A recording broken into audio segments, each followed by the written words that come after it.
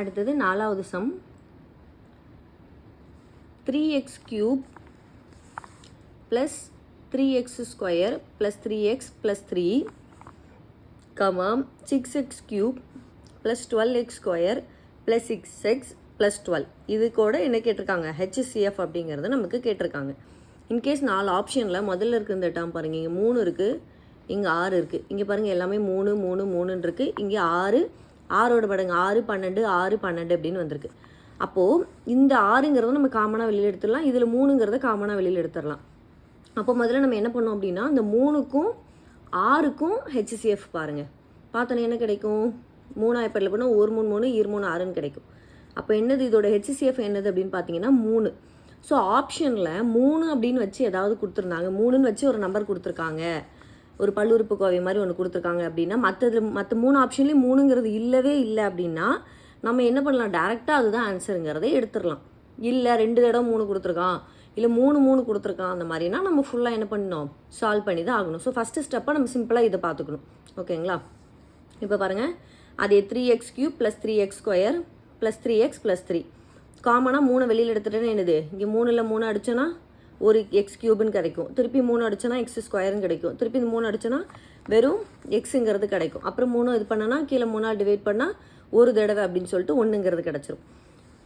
அடுத்தது 6x cube + 12x square + 6x + 12 அப்படிங்கிறது இதுக்கு என்ன பண்ணலாம், காமனாக 6 வெளியில் எடுத்துடலாம். அப்போ 6 எக்ஸ் கியூபு இங்கே 1 6 6 2 6 12 அப்படின்னு கிடைக்கும். சாரி, இங்கே 2ல் 6 1 6 6 2 6 12ன்னு கிடைக்கும். அப்போ 2x ஸ்கொயர், அடுத்து இங்கே 6ஆல் 6 டிவைட் பண்ணும் 1, அப்போ வெறும் எக்ஸ் மட்டும் கிடைக்கும்.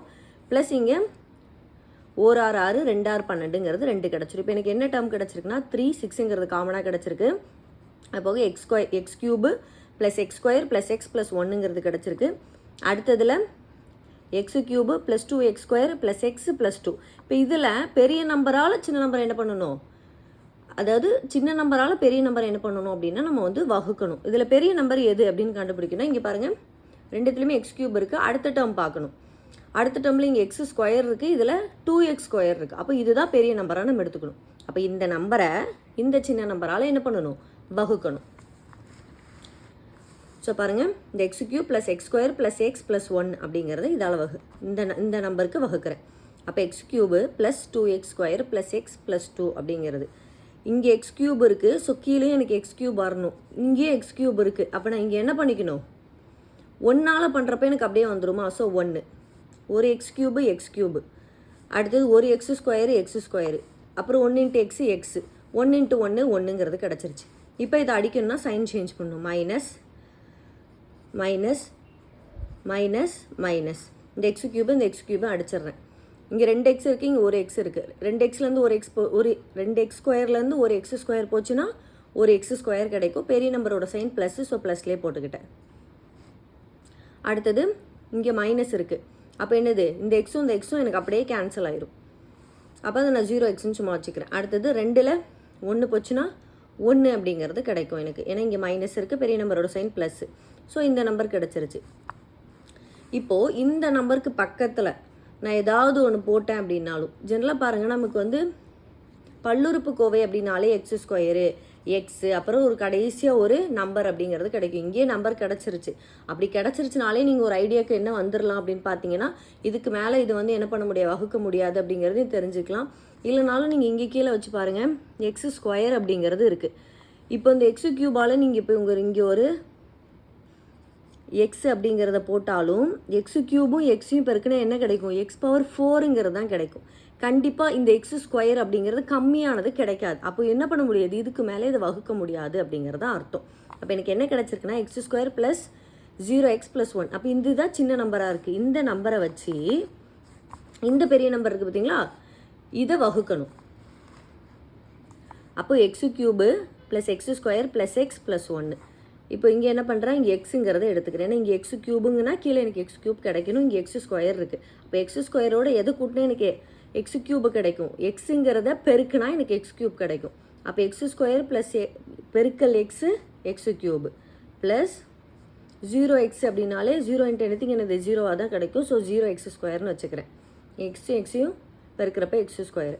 அடுத்து இது எக்ஸும் ஒன்றையும் பெருக்கும்போது எக்ஸுங்கிறது கிடச்சிருது. இப்போ இது ரெண்டும் காமனாக இருக்கிறதுனால அடிக்கணும் சைன் மாற்றணும். அப்போ மைனஸ் மைனஸ் மைனஸ் இது ரெண்டையும் அடிச்சிட்றேன். இப்போது கூட்டும்போது எக்ஸ் ஸ்கொயரு 0x² என்னது அப்படியே இந்த x² வந்துடும். அடுத்து எக்ஸும் என்ன ஆயிரும், கேன்சல் ஆயிரும். இப்போ 0xன்னு கிடைக்கும்.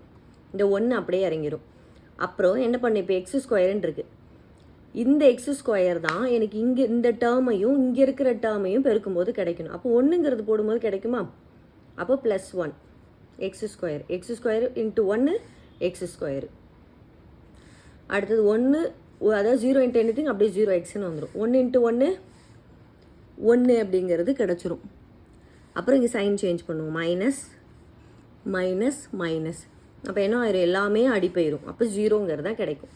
0ங்கிறது கிடைக்கும் போது நான் எந்த நம்பரால் வகுத்தேன், இந்த x² + 0x + 1 அப்படிங்கிற நம்பரால் தான் இது 0xங்கிறதுனால நம்ம எழுதும்போது என்ன பண்ணலாம், அது இல்லாமல் கூட எழுதிக்கலாம். அப்போ x² + 1ங்கிறத எழுதிக்கிட்டேன். அடுத்து நான் ஃபஸ்ட்லேயே உங்களுக்கு சொன்னேன் இல்லைங்களா, 3 6ங்கிறத காமனாக வச்சு தான் இந்த நம்பரை வந்து நம்ம கண்டுபிடிச்சோம். அப்போ இந்த 3க்கும் 6க்கும் என்ன கண்டுபிடிக்கணும், HCF கண்டுபிடிக்கணும். அப்போ 3 6க்கும் HCF கண்டுபிடிக்கிறப்போ 3ங்கிறது கிடச்சிச்சு. மறந்துடாமல் அந்த 3ங்கிறதையும் நம்ம ஆன்சரில் சேர்த்துடணும். அப்போ 3 x² + 1 அப்படிங்கிறத சேர்த்துடணும். ஏன் இங்கே 0 போடல அப்படின்னா 0க்கு வேல்யூ கிடையாது, அவ்வளோதான். 0xன்னா இது எக்ஸே இல்லை அப்படிங்கிறதான் அர்த்தம். நம்ம டேர்மாக வரணுங்கிறதுக்காக நான் இங்கே எழுதியிருந்தேன்.